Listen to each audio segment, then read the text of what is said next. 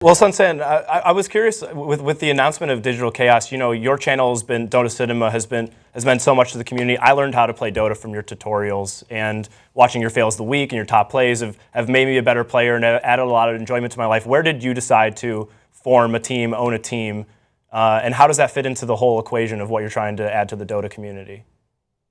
It's more of a personal thing than anything, to be honest. It's just something.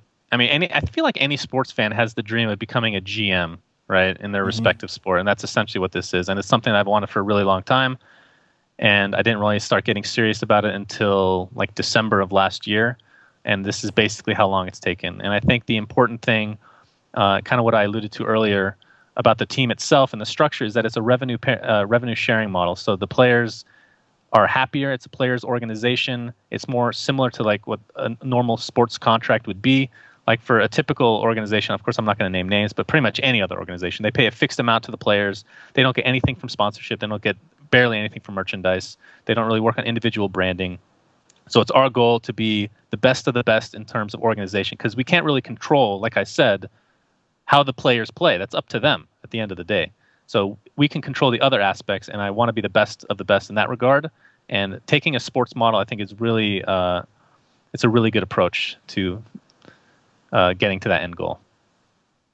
That's great. And you had one other really huge announcement this week, obviously, which was Moonduck Studios and agency. Can you talk about what exactly adding a new agency to the Dota scene it means to the broadcasters, the players? What is your goal? What are you now, and what is the goal for that? Yeah, so that one's unique as well, because it's kind of taking a page out of other people's books as well, from other industries, that is.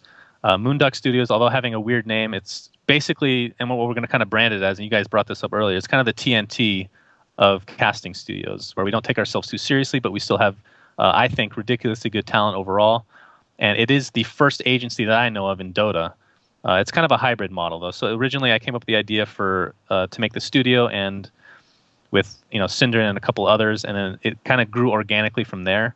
And Nikki Sajini, who's the agent per se, she's had experience with talent agency in Hollywood, so she kind of brought the idea of bringing on an agency. So we kind of combined the two, and eventually the goal is to bring in like newer casters, give them something, give them the actual platform to be used. Like a lot of people just outsource their casting and they don't really get branded or anything like that. If you're part of this group, you're part of a good name, you're part of a good brand, and we want to band together to kind of help everybody out one way or another.